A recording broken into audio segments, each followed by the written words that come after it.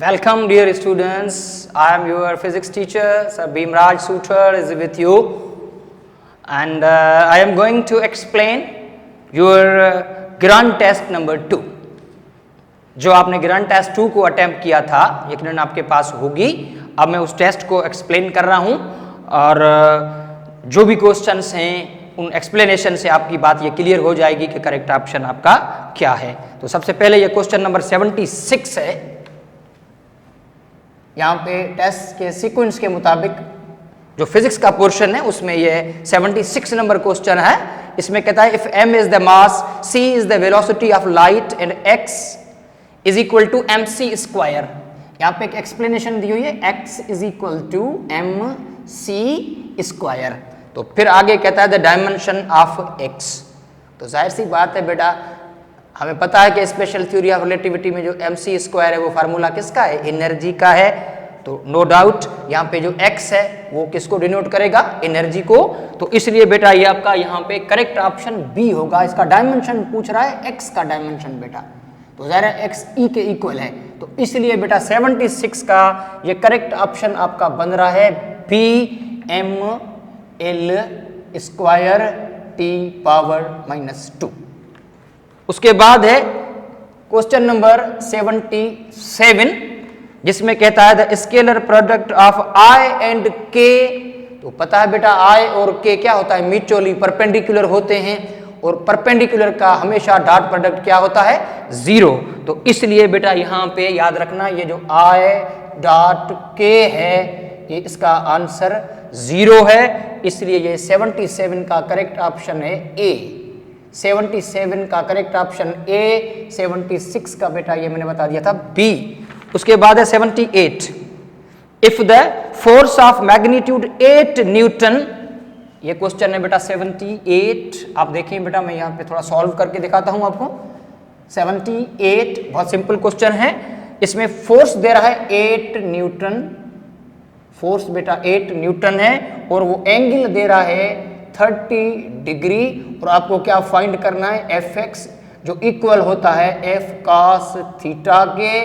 तो यार बेटा ये 8 और जो cos 30 है उसकी वैल्यू कितनी होती है, उसकी वैल्यू होती है √3/2 और इसलिए ये fx का आंसर हो गया 4√3 न्यूटन। और जबकि जो fy है वो किसके इक्वल होता है, f sin थीटा। तो जाहिर है बेटा f यहाँ पे 8 है और sin 30 1/2 है। तो इसलिए ये fy हो गया 4 न्यूटन। ये 78 का मैंने सॉल्यूशन दे दिया है और आपके की के मुताबिक ये करेक्ट ऑप्शन आपका हो रहा है बी। 78 का बेटा ये जो करेक्ट ऑप्शन है बी है। उसके बाद में आ रहा हूं क्वेश्चन नंबर 79 पे। 79 क्वेश्चन है a body is moving with an initial velocity of 1.5 kilometre पर सेकंड। बेटा ये वी आई गिवन है और ये टाइम भी गिवन है और वी एफ भी गिवन है। फिर वो कहता है एक्सीलरेशन। तो आप इसको बेटा क्या करें, जो किलोमीटर पर सेकंड है ना उसको मीटर पर सेकंड में चेंज करके फिर आप ये इक्वेशन लगाएंगे a is equal to V F minus V I upon T. तो बिल्कुल आसानी से आपको ये आंसर मिल जाएगा। तो 79 का ये करेक्ट आंसर है डी। 79 का डी है और इसमें आपकी इक्वेशन बेटा ये यूज होगी a is equal to V F minus V I upon T. V F V I और टी इस क्वेश्चन में गिवन है। अच्छा उसके बाद बेटा ये क्वेश्चन नंबर 80 है। ये क्वेश्चन नंबर 80 इसमें कहता है if the velocity of the body changes y equal amount in equal intervals of time. जाहिर है बेटा जब इक्वल इंटरवल्स ऑफ टाइम में वेलोसिटी चेंज होगी तो यकीनन एक्सीलरेशन प्रोड्यूस होगी। अगर इक्वल इंटरवल्स हैं तो एक्सीलरेशन इक्वल हो जाएगी। तो इसलिए बेटा 80 क्वेश्चन का आपका आंसर है यूनिफॉर्म एक्सीलरेशन। यूनिफॉर्म एक्सीलरेशन यानी rate of change of velocity in same time intervals is known as uniform acceleration. तो 80 का बेटा ये करेक्ट ऑप्शन है बी। बी। उसके बाद है ये question number 81 the force required to bend the normally straight path of a particle into a circular path. देखो ये कहता है the force required to bend the normally straight path यानी जो सर्किल में रखने वाला फोर्स होता है वो कौन सा होता है, वो होता है सेंट्रीपिटल। 81 है डी और उसके बाद बेटा ये क्वेश्चन नंबर मैं बता रहा हूं आपको 82 क्वेश्चन है, व्हील ऑफ रेडियस 1 मीटर। ये देखो सिंपल प्रॉब्लम है, मैं सॉल्व करके देता हूं बेटा।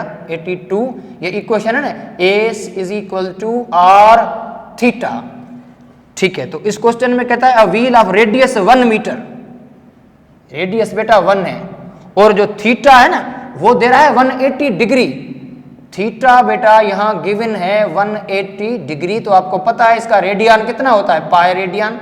तो 1 मल्टीप्लाइड बाय पाई, और पाई की वैल्यू कितनी है 3.14 मीटर। ये आपका बेटा 82 का आंसर, और ये करेक्ट ऑप्शन है ए बेटा। 82 का ये करेक्ट ऑप्शन है आपके टेस्ट में ए, इसका मैंने सॉल्यूशन आपको दे दिया है, ठीक है। उसके बाद आ जाएं question number 83। Question number 83, for a body to be in complete equilibrium. देखो बेटा अगर लीनियर एक्सीलरेशन 0 होती है तो फर्स्ट कंडीशन सेटिस्फाई होती है, एंगुलर एक्सीलरेशन सेटिस्फाई होती है तो सेकंड कंडीशन सेटिस्फाई होती है। अगर ये दोनों 0 है ना तो उसको बेटा कहते हैं कंप्लीट इक्विलिब्रियम। कंप्लीट इक्विलिब्रियम किसको कहते हैं, जिसमें first and second condition both are satisfied, linear acceleration 0 as well as angular acceleration 0। तो इसलिए बेटा 83 का ये ऑप्शन है डी। 83 में आपका करेक्ट ऑप्शन हो गया डी। उसके बाद 84, देखो बेटा ये 84 क्वेश्चन पढ़ने से पहले मैं ये मालूमात देना चाहूंगा कि बेटा एक वेट होता है रियल वेट और एक होता है एपरेंट वेट।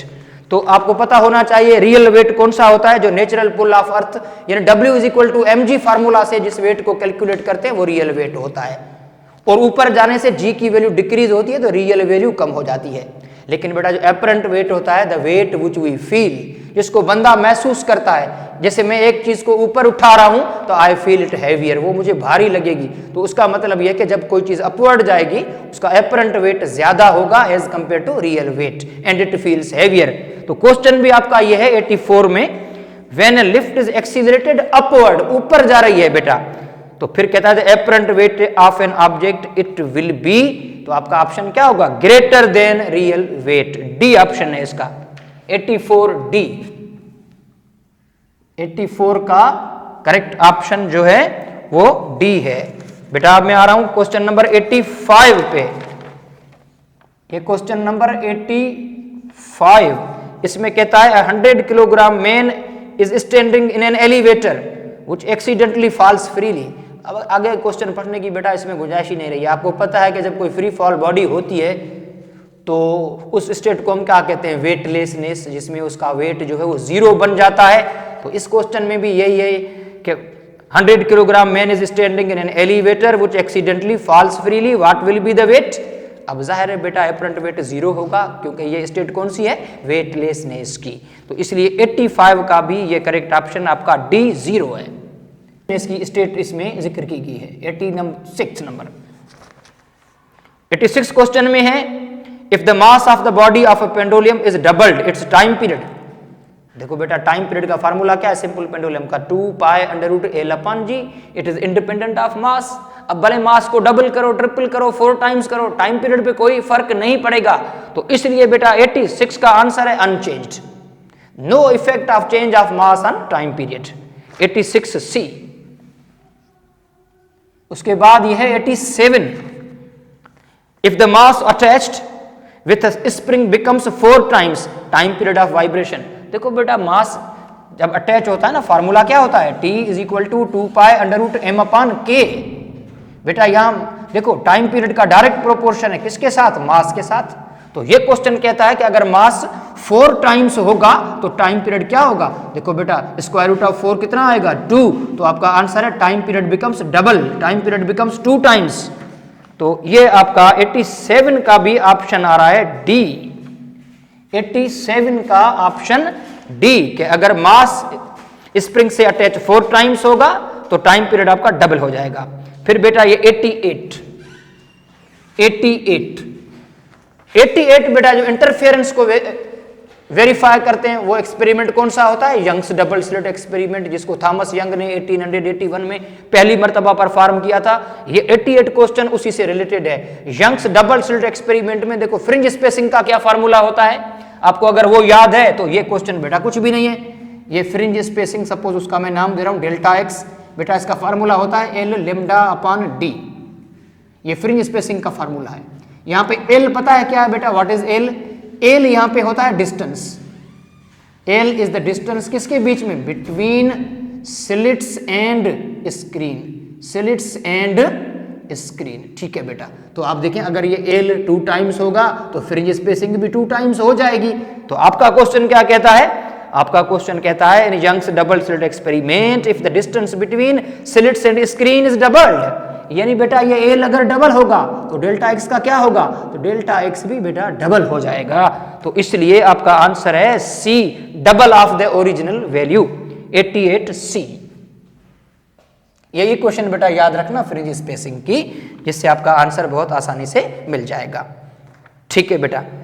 उसके बाद ये सवाल जो 89 है ना, ये बेटा जो आपका चैप्टर नंबर 10 फर्स्ट ईयर का है ज्योमेट्रिकल ऑप्टिक्स, उससे रिलेटेड है। मैं पहले उसके बारे में बता दूं तो फिर ये सवाल क्लियर हो जाएगा। देखो अगर ये एक मार्कर है ना, मेरे करीब कितना हो जिसको मैं क्लियरली देख सकूं, इसको कहते हैं नियर पॉइंट, या इसको कहते हैं least distance of distinct vision. कितना होना चाहिए, 25 सेंटीमीटर। अगर ये 25 सेंटीमीटर तक करीब मेरे है, I can see it clearly, otherwise not.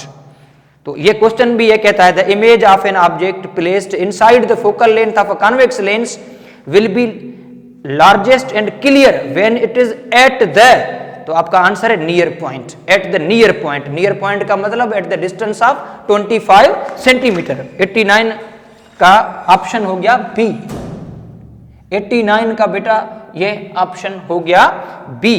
उसके बाद ये 90 number, which relation exactly describe the isothermal process. तो बेटा ये इंटर क्या जो हीट का चैप्टर है, फर्स्ट लॉ ऑफ थर्मोडायनामिक्स की एप्लीकेशन आइसोथर्मल प्रोसेस में आपकी क्या होती है बेटा, चेंज इन टेम्परेचर 0 होता है, टेम्परेचर कांस्टेंट होता है, तो डेल्टा यू 0। तो इसलिए आपकी इक्वेशन क्या बनेगी, Q is equal to W।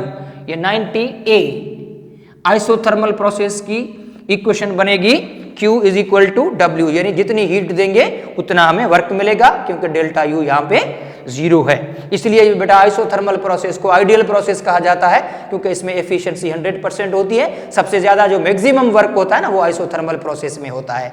ये भी 2-3 बातें मैंने एक्स्ट्रा आपको बता दी हैं। उसके बाद ये 91 क्वेश्चन है बेटा, 91 सिंपल कैलकुलेशन से रिलेटेड क्वेश्चन है। इसमें 2 टेम्परेचर दिए हुए हैं, एक turbine working at heat engine it takes from, देखो बेटा ये 2 टेम्परेचर दिए हुए हैं यहाँ पे, एक टेम्परेचर है T1 और एक टेम्परेचर है T2। T1 की वैल्यू वो है 427 डिग्री सेल्सियस। बेटा इसको आप केल्विन में कन्वर्ट करेंगे तो क्या करना पड़ेगा, 273 इसमें हम जमा करेंगे तो ये 700 केल्विन के इक्वल हो जाएगा। और बेटा जो T2 है वो है 77 डिग्री सेल्सियस। तो इसमें अगर हम, और बेटा ये एक्चुअली मेरा ख्याल है शायद ये वैल्यू थोड़ी 77 मिसप्रिंटेड है, असल में बेटा ये वैल्यू है 27 डिग्री सेल्सियस।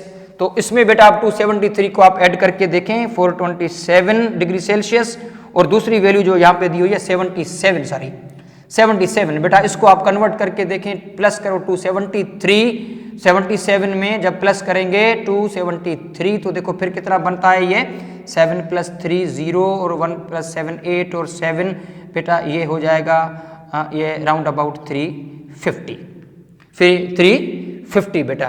तो फिर ये T2 आपका 350 है, मे भी शायद थोड़ी वैल्यू में यहाँ पे थोड़ा डिफरेंस, 350 सही है बेटा, ठीक है। चलें बेटा अब आपका एफिशिएंसी का फार्मूला यहाँ पे यूज करना पड़ेगा, वो है 1 - T2/T1 मल्टीप्लाइड बाय 100, और आसानी से बेटा ये 1 - ये 350/700 का आंसर 0.5 आएगा। इसको 100 से मल्टीप्लाई करेंगे तो एग्जैक्ट बेटा ये आंसर हो जाएगा 50%। ये 91 का ए ऑप्शन है आपका, 91 का ए ऑप्शन, ये 51%। और फिर ये क्वेश्चन है 92, the length width and separation between the plates of parallel plate capacitor is doubled then capacitance. थोड़ी सी इसमें बेटा ट्रिक जरूर है क्वेश्चन में, आप समझने की कोशिश करना। ये देखो 91 क्वेश्चन, ये आपको शायद बेटा पता होना चाहिए कि capacitance of parallel plate capacitor का क्या फॉर्मूला है, तो फिर मामला क्लियर हो जाएगा बेटा। 91 में यह है कैपेसिटेंस का formula epsilon not a upon D. ठीक है बेटा, तो यह इस क्वेश्चन में क्या कहता है 91 में, सॉरी ये 92 क्वेश्चन है, ये क्वेश्चन नंबर 92 है। लेंथ और विड्थ दोनों को डबल कर रहा है बेटा। देखिए ये जो एरिया है ना बेटा, लेंथ एरिया किसके इक्वल है, लेंथ इनटू विड्थ, तो डबल लेंथ भी डबल होगी विड्थ भी डबल होगी, तो 2 मल्टीप्लाइड बाय 2, तो बेटा ये फिर जो एरिया आपकी 4 टाइम्स बन जाएगी। कितनी? 4 टाइम्स बन जाएगी। और फिर ये जो सेपरेशन है वो भी डबल है, तो 4/2 का आंसर 2 टाइम्स आएगा। तो इसलिए मैं कहता हूं the capacitance becomes double, capacitance becomes double. तो बेटा 92 का ये जो करेक्ट ऑप्शन आपका बनेगा वो बनेगा ए। 92 का करेक्ट ऑप्शन बनेगा ए। ठीक है, उसके बाद बेटा आ जाए क्वेश्चन नंबर 93 पे। क्वेश्चन नंबर 93 उसमें कहता है force acting on a current carrying conductor will be maximum then angle. तो एंगल बेटा 90 डिग्री है, क्योंकि साइन 91 के इक्वल होता है, वो मैक्सिमम वैल्यू है। तो इसलिए बेटा जो 93 क्वेश्चन है इसका करेक्ट ऑप्शन है सी। 93 का करेक्ट ऑप्शन सी। ठीक है, उसके बाद आ जाए 94 पे। 94 पे जो फोर्स का फार्मूला है ना BIL साइन थीटा, तो फिर F/L किसके इक्वल होगा, IB साइन थीटा। ये 94 का करेक्ट ऑप्शन बन रहा है डी बेटा। और फिर ये 95, the sensitivity of A galvanometer can be decreased bye, इसका ऑप्शन है सी।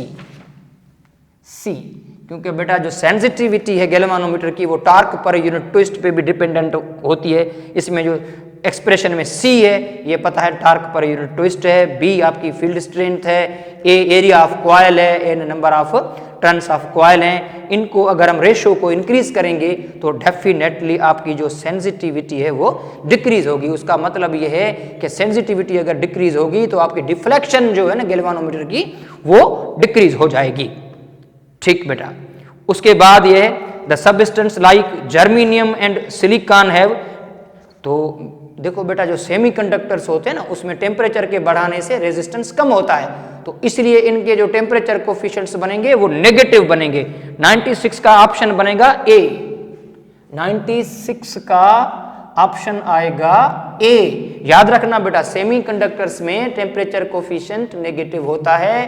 क्यों होता है? वो इसलिए कि अगर हम टेम्परेचर बढ़ाएंगे तो उनका रेजिस्टेंस बढ़ने के बजाय कम हो जाता है। अच्छा, उसके बाद ये 97 है बेटा, इसका मैं फार्मूला आपको बता रहा हूं, यू कैन कैलकुलेट। 97 में मैं आपको बेटा फार्मूला बता रहा हूं कि आपको जो कैलकुलेट करना है इसमें मिनिमम वेवलेंथ। फार्मूला 17 चैप्टर के प्रॉब्लम में बेटा बुक में भी दिया हुआ है। वो फार्मूला जो है ना बेटा, ये बेसिक फार्मूला देखो बेटा क्या होता है, energy is equal to, energy किसके इक्वल होती है, hc/λ। तो इस तरह ये लेमडा जो हो जाएगा वो किसके इक्वल हो जाएगा, hc/एनर्जी। यहाँ पे एनर्जी की जगह पे दिया हुआ है वोल्टेज, तो ये बेटा फार्मूला यूज करना E/V। इस फार्मूला से आपको ये वेवलेंथ मिनिमम मिल जाएगी। H प्लैंक्स कांस्टेंट है, C वेलोसिटी ऑफ लाइट है, E चार्ज ऑन इलेक्ट्रॉन है, और V जो है वो क्वेश्चन में गिवन है, और उसकी कैलकुलेशन से ये C आपका आंसर आएगा। 97 का करेक्ट ऑप्शन है C बेटा। उसके बाद ये 98, एक्सरेज कंसिस्ट ऑफ, इसका आंसर है हाई एनर्जी फोटॉन्स, क्योंकि जो एक्सरेज हैं वो इलेक्ट्रिकली न्यूट्रल हैं और फोटॉन्स भी इलेक्ट्रिकली न्यूट्रल हैं, इसलिए 98 का करेक्ट ऑप्शन है डी। 98 correct option D.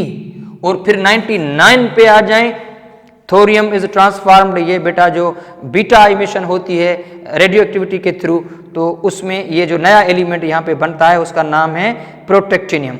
ये पीरियोडिक टेबल में एलिमेंट है, तो इसका करेक्ट ऑप्शन बन रहा है बी, 99 का बी। और उसके बाद ये आखिरी जो 100 नंबर क्वेश्चन है cobalt 60 is used in medicine, ये चैप्टर 20 में बेटा टेक्स्ट बुक की एज इट इज लाइन है, और इसका आंसर है गामा रेज। याद रखना बेटा, जो गामा रेज को इमिट करने के लिए सबसे बेहतर जो सोर्स है ना, वो कोबाल्ट का आइसोटोप जिसका मास नंबर 60 है, कोबाल्ट 60। तो ये 100 का आंसर है सी बेटा। तो I hope this test will be very beneficial for you and you will get maximum advantage, and when you will appear in your real examination, surely you will give the best result, and hopefully we are waiting for that. The majority of our students, they must be selected in different institutions. We want to see them in engineering universities. Till that, goodbye, wish you good luck.